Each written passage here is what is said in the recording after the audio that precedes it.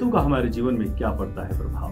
हमारी कुंडली में केतु कब शुभ समाचार देते हैं और कब अशुभ?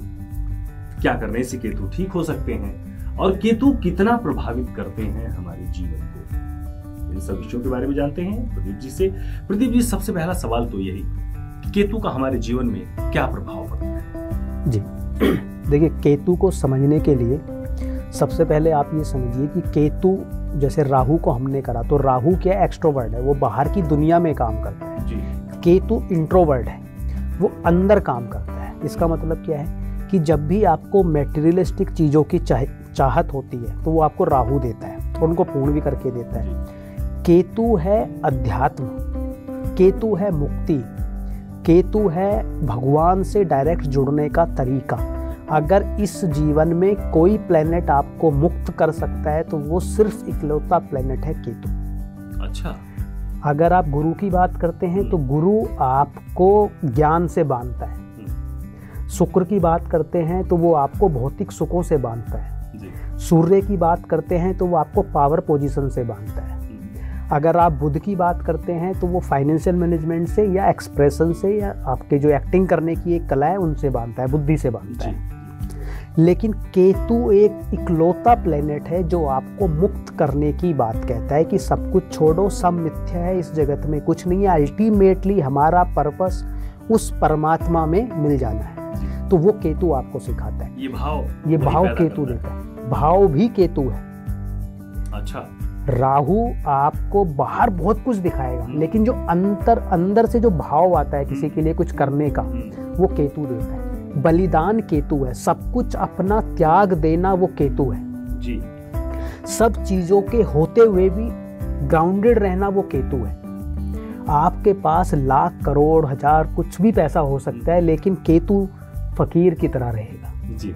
कि मेरे लिए इसमें कुछ नहीं है। उसको ये पता है कि सब ये इस जगत के लिए है और मेरा अल्टीमेट पर्पस भगवान में मिल जाना है। तो ये केतु है।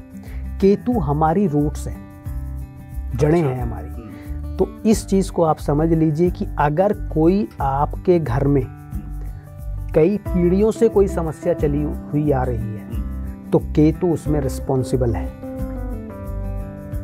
अच्छा। अगर आपकी पीढ़ी, लेकिन जब सारी चीजें, जब सब केतु अच्छा संकेत दे रहा है, फाइनली ओवरऑल अध्यात्म के रास्ते में हमें मोड़ रहा है, तो फिर केतु खराब कैसे हो गया? खराब नहीं है। केतु आपको क्या बोल रहा है कि जो हमारे पूर्वज हैं, जो हमारे एंसेस्ट्रल्स हैं, उनकी ब्लेसिंग हमारे पे अच्छी होगी तो हमें केतु अच्छा मिलेगा जी। अगर वहां पर कुछ बड़ा कुछ घटित हुआ है नकारात्मक वे में, तो उसकी वजह से आने वाली जो वंशावली है उनको वो प्रॉब्लम्स आ रही है। जब तक आप अपनी रूट्स पर नहीं जाओगे, अपनी जड़ों पर नहीं जाओगे, तब तक केतु आपको अच्छे रिजल्ट नहीं देगा जी।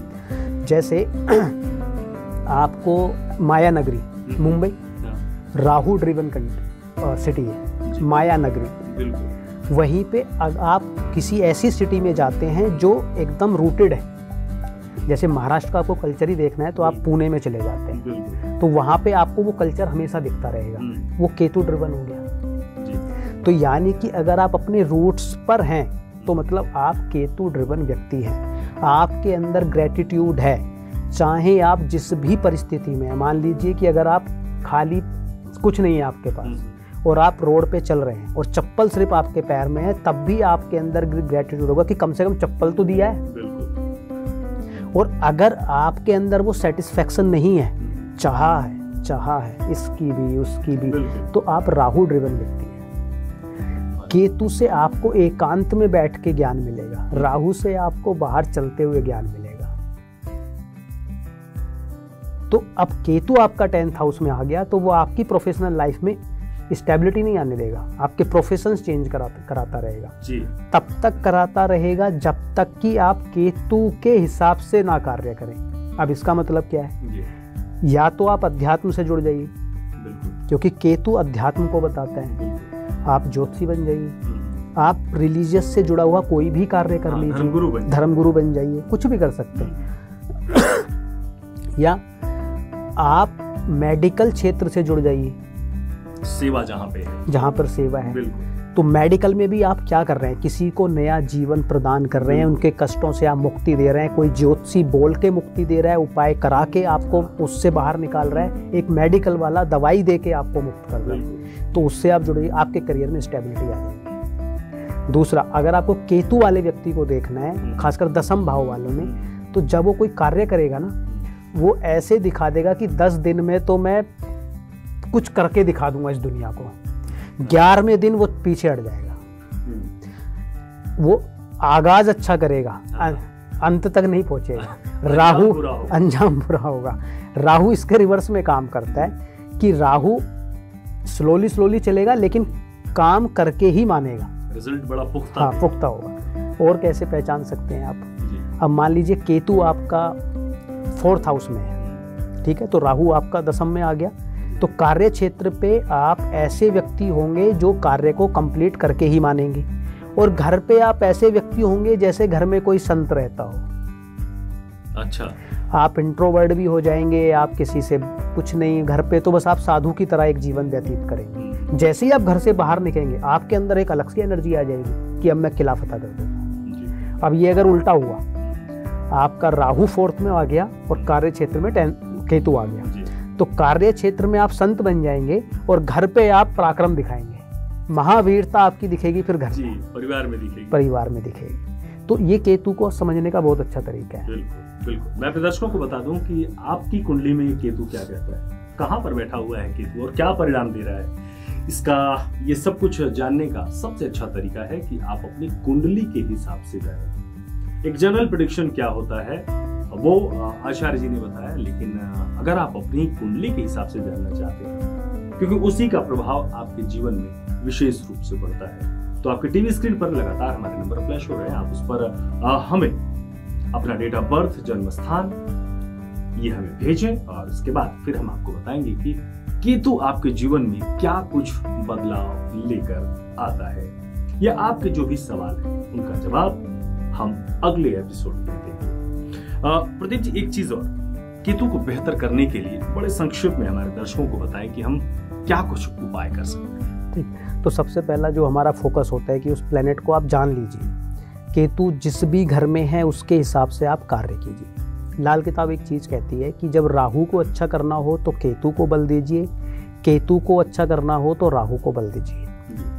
मतलब कि अगर आपको राहु परेशान कर रहा है तो आप केतु को बलि कर दीजिए, केतु से जुड़ा हुआ या तो कार्य कर लीजिए या केतु का आप स्टोन धारण कर लीजिए। ले सुनिए, अगर आपको केतु से पीड़ा है तो आप राहु को बलि कर दीजिए। तो जब आप एक दूसरे के वाइस वर्सा इसमें काम करते हैं तो वो जो प्लेनेट आपको परेशान कर रहा था वो आपको ठीक रिजल्ट देने लगता है, पहला।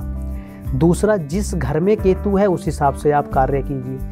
आपका 10th हाउस में केतु है तो परेशानी वो आपको ये दे रहा है कि आप घर में पराक्रम दिखा रहे हैं, काम कुछ आप करना नहीं चाहते, तो समस्याएं आपके जीवन में। तो आपको करना क्या है कि घर में पराक्रम नहीं दिखाना है, घर से बाहर निकलना पड़ेगा आपको। दूसरा, अपने वर्क क्षेत्र को आपको अध्यात्म से जोड़ना पड़ेगा, सेवा भाव से जोड़ना पड़ेगा या मेडिकल फील्ड से जोड़ना पड़ेगा, तो आपका केतु ठीक हो जाएगा। केतु जो बोल रहा था आपको, आपने उसके हिसाब से कार्य किया तो आपका केतु ठीक हो गया।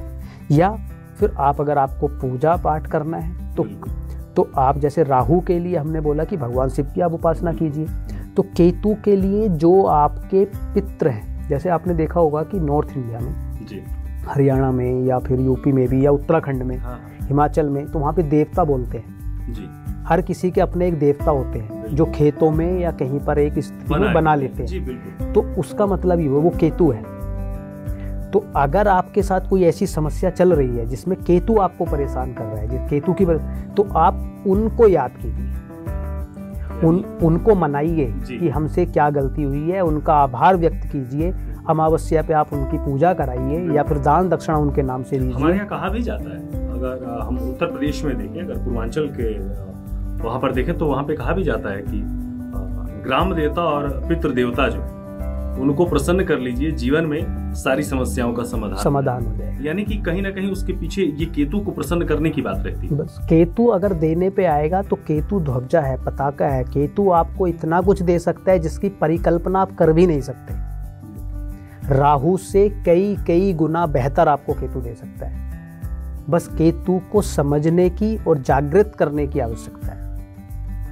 लेकिन केतु आपको बांधेगा नहीं, हो कुछ भी जाए आपके साथ, रखेगा आपको मुक्त। तो डिटैचमेंट उससे आपको रहेगा और तभी वो प्रसन्न भी रहेगा, क्योंकि साधु है ना, वो तो संत है। उसको आप असरफियों के ढेर पे भी बैठा दोगे, उसके लिए कोई मायने नहीं रखता। वो भक्ति और आध्यात्म से ही जुड़ा रहेगा। तो ये था केतु का प्रभाव। केतु को कैसे हम बेहतर कर सकते हैं, इसके बारे में भी हमने जाना। साप्ताहिक राशिफल किस प्रकार से हम अपने दिन की शुरुआत कर सकते हैं, इसके बारे में भी जाना। प्रदीप जी, आप हमारे स्टूडियो में आए, आपका बहुत धन्यवाद। तो देखा आपने कि किस प्रकार से केतु हमारे जीवन को प्रभावित करता है, भक्ति और आध्यात्म की तरफ जोड़ता है, और क्या कुछ बदलाव हमारे जीवन में लाता है। साप्ताहिक राशिफल में इस सप्ताह बस इतना ही। अगले सप्ताह हम फिर हाजिर होंगे लेकर कुछ और भी खास, कुछ और ग्रहों के बारे में जानेंगे। तब तक के लिए मुझे दीजिए इजाजत। नमस्कार।